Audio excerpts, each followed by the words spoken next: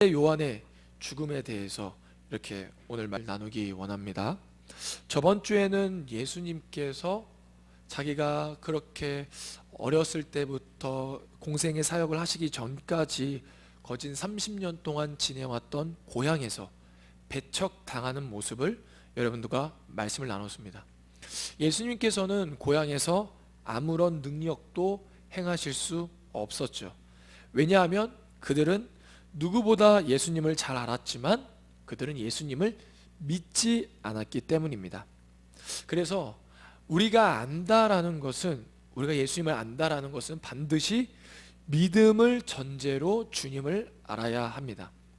예수님을 믿는 믿음 없이 안다면 오히려 그 알은 오히려 예수님에 대해서 왜곡되어지고 잘못된 생각과 잘못된 신앙으로 나갈 수 있다라고 여러분들과 말씀을 나눴습니다. 예수님이 이 땅에 오셨을 때 하나님의 말씀을 누구보다 잘 알았던 바리새인들, 율법 학자들, 그들은 예수님을 영접하지 않았습니다. 하나님의 말씀을 알았지만 예수 그리스도를 믿지 않음으로 말미암아 그 알미 오히려 그들의 걸림돌이 되어서 예수님을 정죄하고 예수님을 죄인 취급했죠. 예수님이 여러 많은 기적을 행했지만 예수님의 기적을 인정하지 않고 예수님을 그리스도로 인정하지 않고 예수님은 죄인 취급하고 결국 십자가에 못 박는 그러한 오류를 범하게 된 것이죠.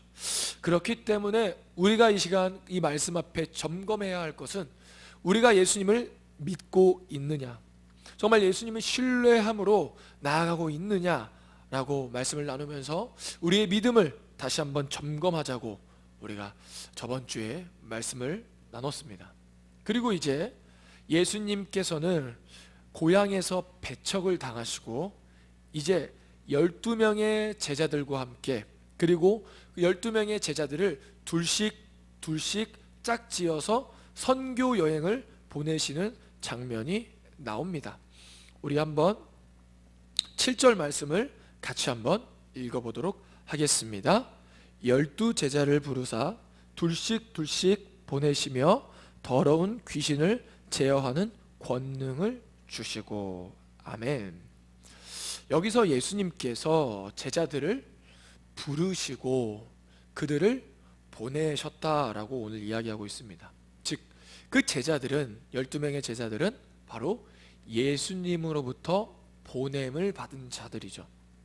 이 보냄을 받았다라는 것은요, 우리가 신앙생활할 때, 아니 더 나아가서 우리의 삶을 살아갈 때 굉장히 우리에게 중요한 정체성으로 다가옵니다. 예수님이 이 땅에 공생의 사역을 하시면서 예수님이 이렇게 말씀하십니다. 나는 보냄을 받은 자다. 예수님께서 보냄을 받았다라고 오늘 이야기하고 있습니다. 보냄을 받았다라고 이야기하는 이유는 바로 무엇이냐면 예수님이 이 땅에 하나님이 보내셔서 왔다라고 말씀하시는 것이죠. 그리고 그 예수님께서 이 땅에 오시고 예수 그리스도를 복음으로 말미암아 바로 12명의 제자들을 둘씩 보내시고 계시는 장면이죠. 더 나아가서는 우리 또한 예수 그리스도를 구주로 모셔드리고 살아가는 우리 또한 바로 예수 그리스도께 하나님께 보냄을 받은 자임을 여러분들 믿으시기 바랍니다. 이 보냄을 받았다라는 것이 얼마나 우리의 삶에 중요하냐면요, 우리가 삶을 살아갈 때 어떠한 공동체, 어떠한 직장, 어떠한 학교에 들어갈 수 있습니다. 우리가 그럴 때마다 조금은 후회할 수 있어요. 내가 좀 더 공부를 했다면, 내가 좀 더 잘 준비했다면 좋은 기업, 좋은 직장, 아니 좋은 대학교에 입학할 수, 취업할 수 있었을 텐데 라는 그러한 아쉬움이 생길 때가 있습니다. 그러나 믿는 사람은 그것을 물론 그러한 실수, 그러한 후회 같은 건 할 수 있지만요, 그러한 후회와 실수로 가지고 근본적으로 살아가진 않습니다. 바로 예수 그리스도에게 보냄을 받은 자들은 내가 그곳에 하나님으로부터 예수 그리스도로부터 보냄을 받았다라는 그러한 정체성으로 살아가야 한다라는 것이죠. 우리가 조금은 마음에 들지 않는 직장, 학교라 할지라도 그곳에 바로 하나님께서 나를 보내셨다. 그곳에서 우리를 빛과 소금으로 보내셨다라는 그러한 정체성으로 살아가야 하는 것입니다. 이것처럼 예수 그리스도를 모르는 이 세상을 향해 오늘 예수님께서는요 12명의 제자들을 둘씩 짝지어서 보내시고 계십니다. 그런데 보내실 때 그냥 보내시는 것이 아니라 7절 말씀에 보니 더러운 귀신을 제어하는 권능을 주셨다라고 말씀하고 계십니다. 바로 제자들이 사역할 때 필요한 그러한 더러운 귀신을 제어할 수 있는 권능을 주시고 보내신다라는 것이죠. 즉 예수님께서 보내시면서 그냥 보내시는 것이 아니라 그가 감당할 수 있는 능력 또한 바로 예수님께서 주신다라고 오늘 말씀하고 있습니다. 우리 그리고 8절에서 9절 말씀도 같이 한번 이어서 한번 읽어보도록 하겠습니다. 명화시대 여행을 위하여 지팡이 외에는 양식이나 배낭이나 전대의 돈이나 아무것도 가지지 말며 신만 신고 두 벌 옷도 입지 말라 하시고. 아멘. 오늘 예수님께서 제자들에게 여행을 갈 때 너희들을 내가 보내는데 지팡이 외에는 신발만 신고 돈이나 배낭이나 또한 두 벌 옷도 입지 말고 지금 오늘 파송하고 계시는 것을 볼 수가 있습니다. 이제 청년쯤 됐으면 이렇게 스스로 아니면 친구들과 함께 모여서 여행 계획을 여러분들도 한 번씩 짜봤을 것 같습니다. 그런데 이렇게 여행을 하는 사람은 없죠. 지팡이와 신만 신고 가는 사람은 없습니다. 보통 캐리어에 세면도구라든지 화장품이라든지 옷이라든지 이렇게 거기서 입을 것들 먹을 것들 이렇게 잘 이렇게 정리해서 가지고 캐리어에 넣어서 철저하게 준비해서 가지 않습니까? 그런데 오늘 예수님 선교 여행을 보내실 때 제자들에게 신과 지팡이만 가지고 가라고 말씀하시는 것이, 이 말씀 안에는 바로 예수님께서 이 제자들을 파송하시고 이 제자들이 주님의 복음을 전하면서 나아갈 텐데 바로 그들을 누가 책임지시냐면 바로 예수님께서 책임지신다라는 그러한 의미가 담겨져 있습니다. 그들의 필요를 누구보다 더 잘 아시는 주님께서 그 필요를 다 채워주신다라는 것이죠. 여러분들 삶을 살 때 여러분들의 필요가 있습니다. 그런데 그 필요를 주님이 다 아시고 채우신다라는 마음이, 그런 믿음이 있으십니까? 마태복음 6장 25절은 이렇게 고백하죠. 그러므로 내가 너희에게 이르노니 목숨을 위하여 무엇을 먹을까 무엇을 마실까 몸을 위하여 무엇을 입을까 염려하지 말라. 목숨이 음식보다 중하지 아니하며 몸이 의복보다 중하지 아니하냐. 먹을까 입을까 마실까 걱정하지 말라고 말씀하십니다. 더욱이 공중의 새도 보라. 하나님이 그를 기르시고 들판의 백합화를 보라. 그것 또한 하나님이 키우신다라고 성경에서 계속해서 마태복음에서 나와 있습니다. 하나님께서는, 예수님께서는 우리의 필요를 누구보다 잘 아신다라고 말씀하고 계시는 것이죠.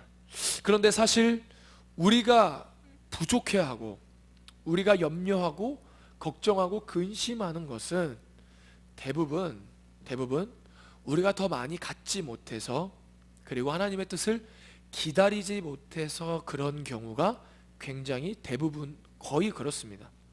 그렇게 우리의 삶에 반드시 필요한 훈련이 있는데 나의 필요를 주님께서 채우신다라는 그 믿음의 훈련이 필요합니다. 그리고 예수님께서는 오늘 제자들을 보내실 때 그들에게 능력 또한 주시지만 바로 그들에게 필요 또한 채워주신다라는 것을 오늘 말씀하고 계십니다.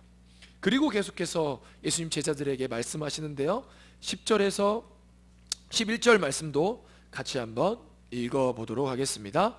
또 이르시되 어디서든지 누구의 집에 들어가거든 그곳을 떠나기까지 거기 유하라. 어느 곳에서든지 너희를 영접하지 아니하고 너희 말을 듣지도 아니하거든 거기서 나갈 때에 발 아래 먼지를 떨어버려 그들에게 증거를 삼으라 하시니. 아멘. 누구 집에 들어가든지 그곳에서 계속 유하라라고 말씀하시면서 여행 중에 너희를 영접하지 아니하면, 너희 말을 듣지 않으면, 복음을 듣지 아니하면 거기서 나갈 때 발 아래에 먼지도 떨어버리고 나가라, 다른 데로 가라, 옮겨가라 라고 오늘 하나님께서 말씀하고 계십니다. 여기서 발에 먼지를 떨어뜨리는 행동은 바로 어떨 때 하는 행동이냐면, 유대인들이 이방 지역을 갔다가 나올 때 하는 행동이 바로 이 먼지를 발에서 떨어뜨리는 이러한 행동입니다. 그러니까 이방 지역에 갔다가 그 이방 지역에서 나올 때 그 먼지를 떨어버리죠. 이렇게 하는 이유가 바로 무엇일까요?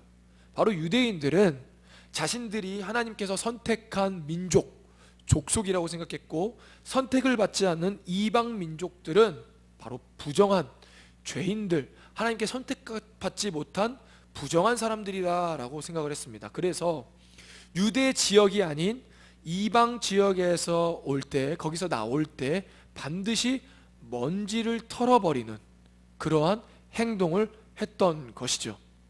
그러한 모습은 요한복음 4장에도 잘 나와 있는데요, 여러분들이 계속해서 말씀을 많이 들었던 내용, 사마리아 여인, 물을 길르러 왔던 사마리아 여인이 예수님을 만나는 그러한 말씀을 많이 들었을 텐데, 예수님께서 유대에서 갈릴리로 가실 때 이런 말씀을 하십니다. 내가 사마리아를 통과하여야 되겠다라고 말씀하세요. 그런데요, 유대에서 갈릴리를 갈 때는요, 빠르게 가려면 그냥 직선으로 사마리아를 거쳐서 가게 되어 있습니다. 예를 들어서 이런 거죠. 우리가 정거장을 지나갈 때 우리가 광운대역에 오려면 1호선을 타고 석계역을 지나서 광운대역으로 오지 않습니까? 그런 것처럼요, 갈릴리 지역을 가려면 사마리아 지역을 통과해야 됩니다. 그런데 유대인들은 사마리아 지역을 통과하지 않았어요. 왜냐하면 거기를 돌아갔습니다. 사마리아 지역, 가깝게 갈 수 있는 지역으로 가지 않고 돌아서 갔습니다. 그렇게 간 이유가 바로 무엇이냐면, 사마리아 사람들은 부정한 사람들이라고 생각을 했거든요. 그래서 그 땅을 밟으면 그 땅을 밟는 자마다 부정해진다라고 생각했기 때문에 그 사마리아 땅을 돌아서 갔습니다. 그런데 오늘 예수님께서는 요한복음 4장에 내가 사마리아를 통과하여야 하겠다라고 고백합니다. 그리고 사마리아 여인이 예수님을 만났을 때 유대인들은 사마리아 사람들을 상종하지 않습니다 라고 이야기를 합니다. 그만큼 유대인들에게 있어서는 선민의식이 강했고, 그리고 유대인들이 아닌 이방인들에 대해서 부정하다고 생각을 했었습니다. 그런데 그 여인을 바로 누가 찾아가시냐면 바로 예수님이 찾아가시죠.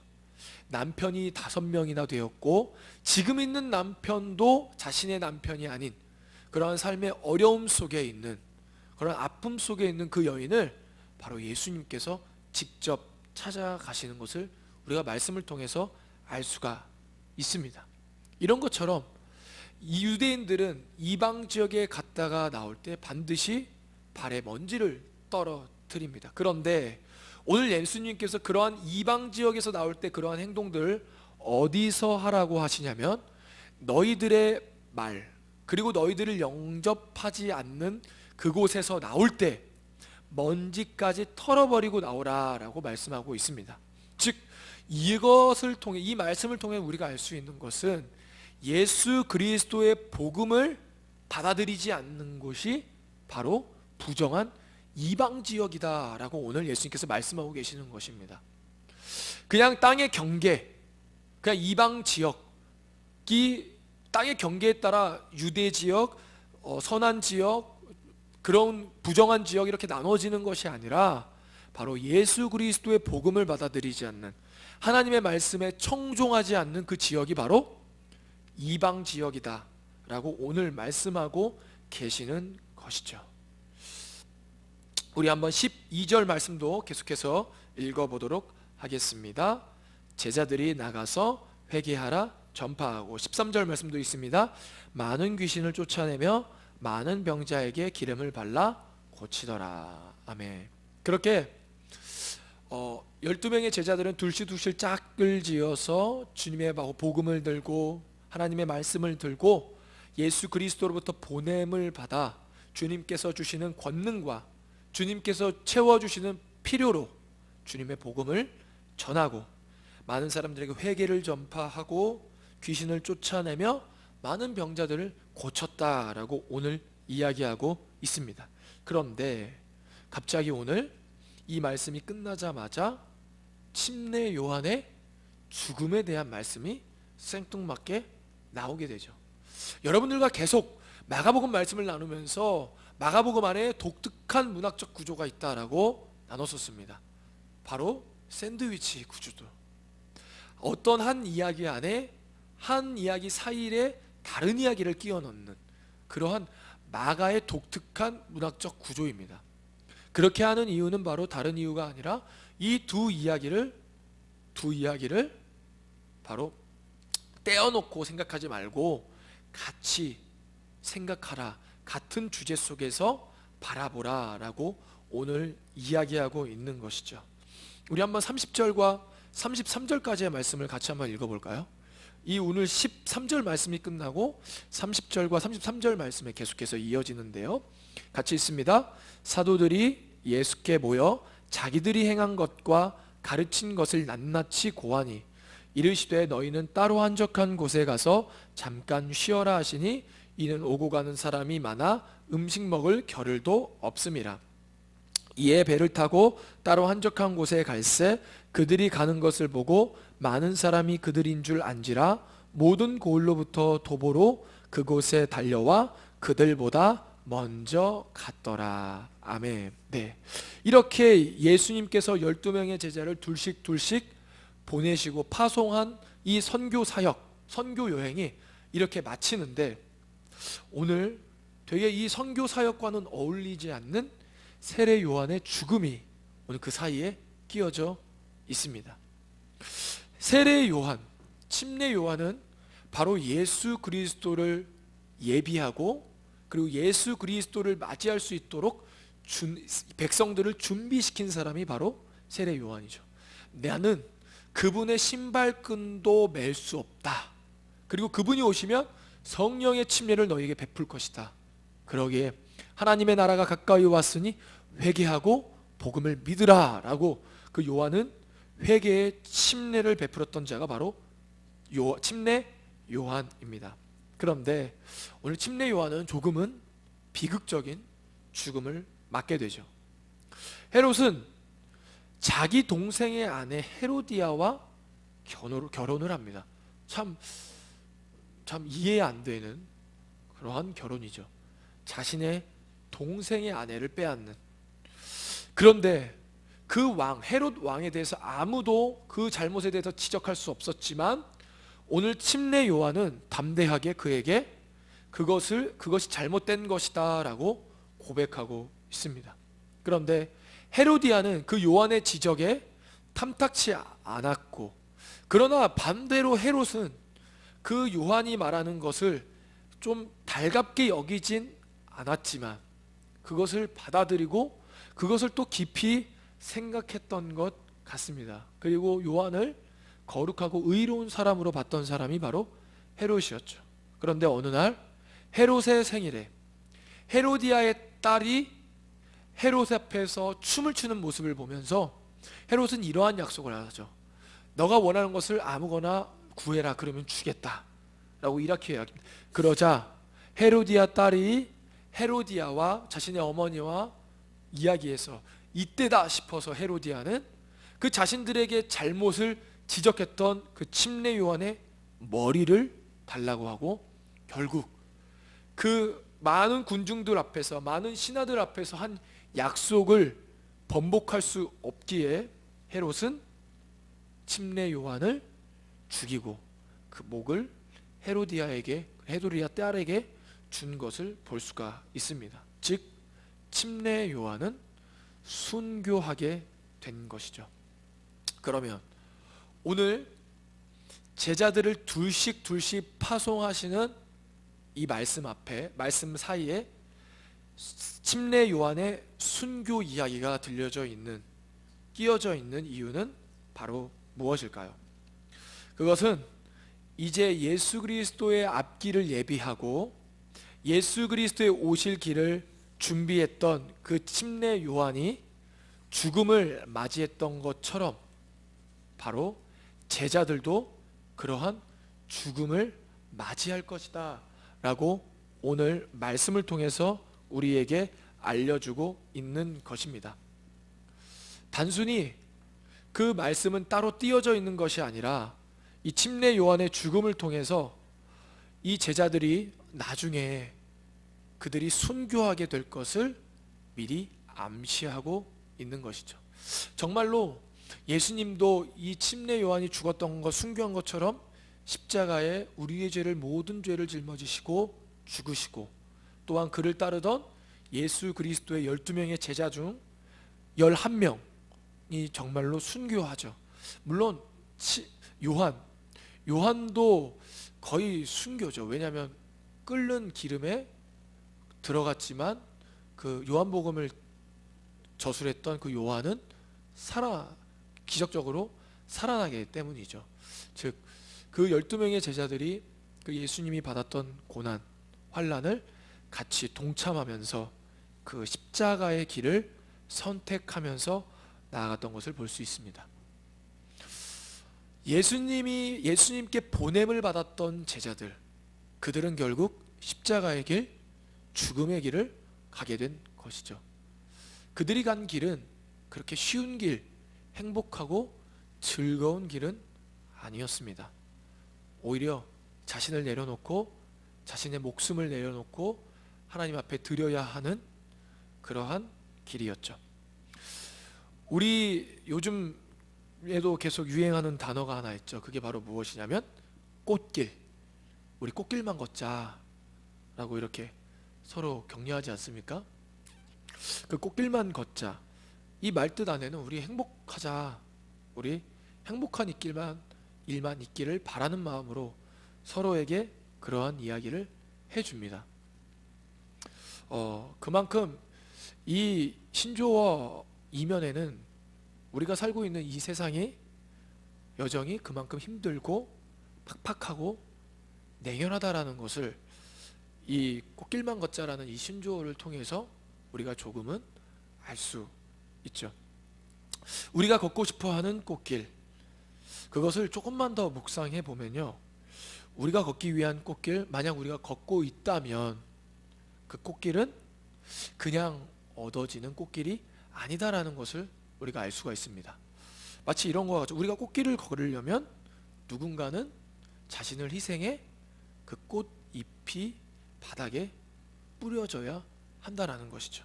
꽃길을 걸으려면 꽃이 꺾여져, 아니면 비가 내려 그 꽃잎이 바닥에 떨어져야 누군가는 그 꽃길을 걸을 수 있는 것입니다. 결국 우리가 지금 만약 여러분들 중에 혹시나 꽃길을 걷고 있다면 누군가가 여러분을 위해 자신을 희생해 몸을 불살라 꽃잎을 뿌렸기 때문에 우리가 그 꽃길을 걸을 수 있다라는 것이죠. 즉 꽃길 안에는 예쁘고 화려하고 다채로움이 있지만 그 이면에는 누군가의 희생과 헌신과 포기가 있다라는 것이죠. 그래서 제가 이 꽃길에 대한 좀 찾아보면서, 인터넷에 찾아보면서 이러한 해석을 가지고 이렇게 작곡한 게 바로 세정의 꽃길이라는 곡이 정말 이러한 해석을 가지고 그 곡을 써내려간 것을 이렇게 제가 좀 설교를 준비하면서 좀 듣게 된 것을 볼 수가 있습니다. 우리가 이제 청년의 시절을 살다 보면 그동안 부모님의 보호하심 아래 살다가 이제 부모님이 보호하심이 없는 인생 속에서 내 삶을 살아가다 보면 어쩌면 외롭기도 하고 고독할 때가 있습니다. 그럴 때마다 청년들에게 권면하고 싶은 것은 물론 저도 그 청년 시절을 보내면서 이렇게 했던 것 같아요. 그냥 좀 나에게 힘내라고 선물하자. 그래서 맛있는 것도 먹고 뭐 이렇게 디저트 같은 것도 맛있다고 하는데 찾아가서 먹고 막 그랬던 것 같습니다.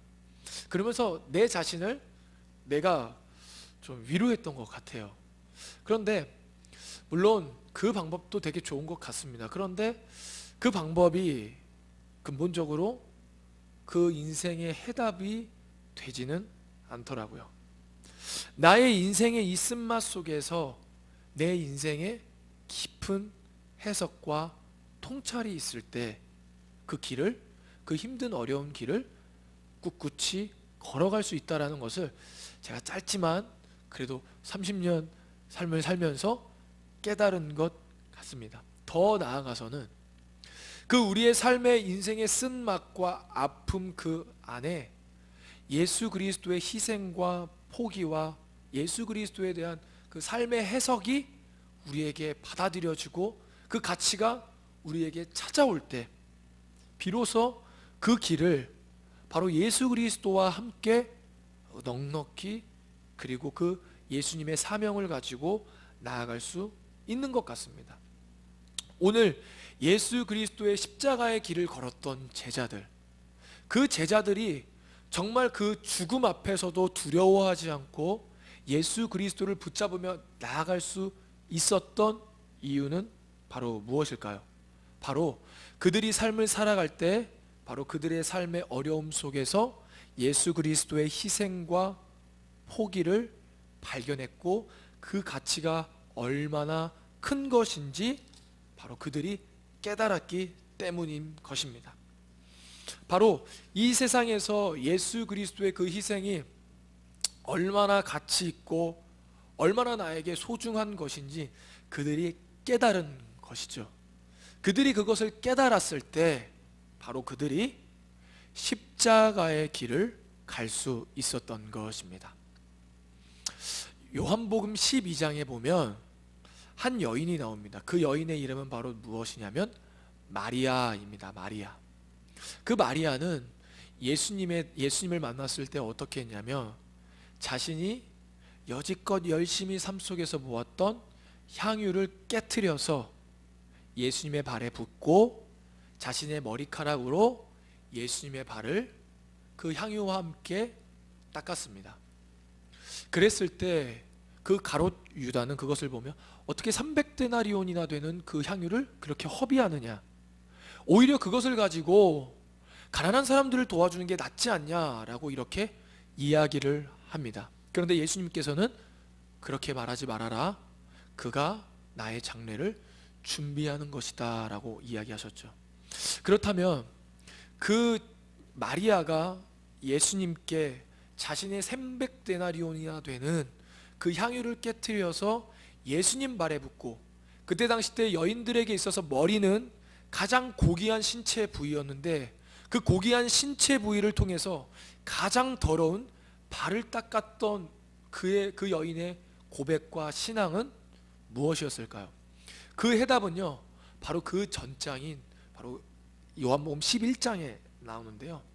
그녀가 무엇을 봤냐면 나사로, 자신의 오빠가 무덤에서 죽어서 시체 냄새가 날 정도로 썩어가고 있는데도 예수 그리스도의 말 앞에 그가 부활한 것을 보며 정말 예수 그리스도가 부활이요 생명이구나 라는 것을 마리아가 깨달은 것입니다. 즉 마리아가 예수 그리스도가 이 세상의 부활이요 생명이라는 그러한 절대적인 가치를 깨달았을 때 그가 자신이 가지고 있던 300데나리온이나 되는 향유 옥합을 깨뜨려서 주님 앞에 드릴 수 있는 것이었죠. 맞습니다. 우리가 주님의 십자가의 길을 가기 위해서는요, 그냥 나의 의지대로, 나의 열심으로, 나의 열정으로 갈 수 있지 못합니다. 제자들도 그랬습니다. 절대 저는 예수님을 부인하지 않겠습니다 라고 고백했지만 예수님이 십자가에 달리자 모든 제자들이 다 도망쳤습니다. 우리 그런 제자들의 모습이 바로 우리들의 모습이죠. 세상 속에서 믿음과 세상과 타협하면서 예수님을 믿지 않는 사람처럼 살아가는 우리. 그러나 우리가 예수님을 믿고 따르기 위해서는 우리가 반드시 발견해야 할 것이 있는데, 바로 그것은 무엇이냐면 예수 그리스도의 그 가치, 예수 그리스도의 그 죽으심의 가치, 예수 그리스도의 그 복음의 그 능력, 그것을 우리가 진정으로 깨닫고 발견할 때, 그것을 믿을 때 진정으로 우리가 주님의 길을 갈 수 있는 것이죠.